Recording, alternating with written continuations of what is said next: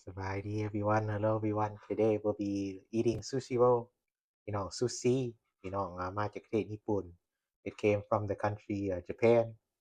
ในขอเราตัดในนี้เราคาดีเงด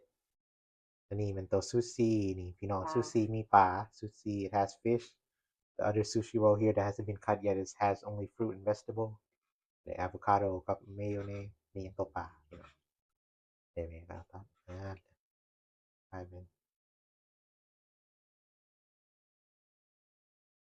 อ๋อแล้วเมือง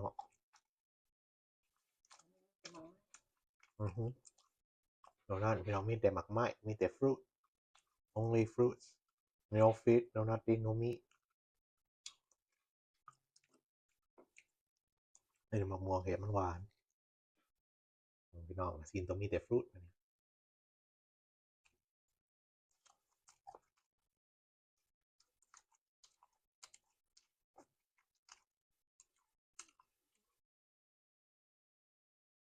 แซ่บเนาะมาเด้อ everyone ป้าไปเซียวเอล่ามาหมดทุกคน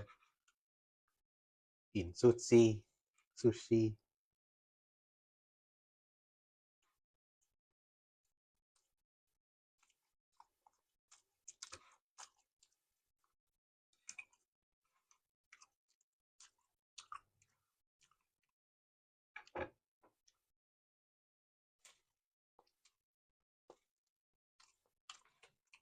เนาะเนาะ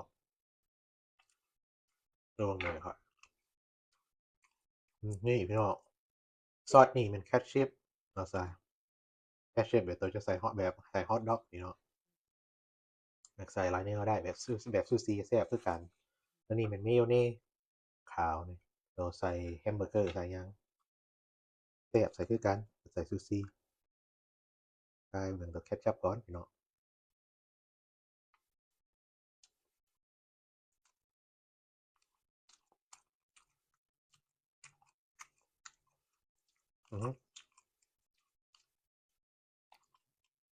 แคชชัพขาวน้ำซูชิกว่าเพียงพี่น้องหวานนี่ก็จะกินตัวเมยองเนสเบิ่ง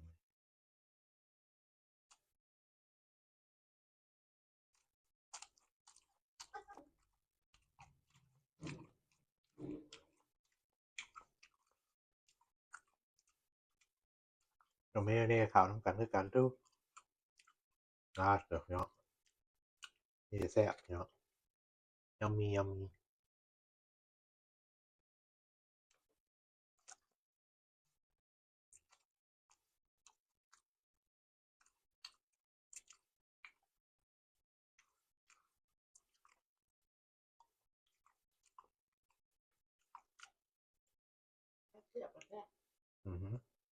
อันน้ำหวานนี่เลย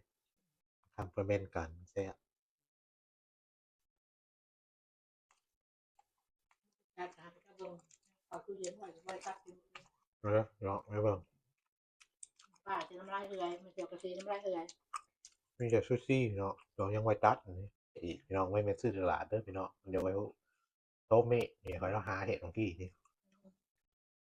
ใส่ซื้อซีวีดมันไม่นี่ตัวหอมันแย่ซีวีดซื้อมาจากร้านแก้ว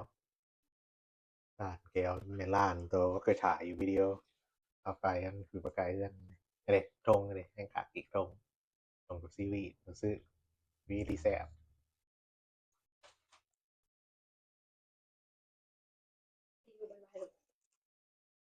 โอ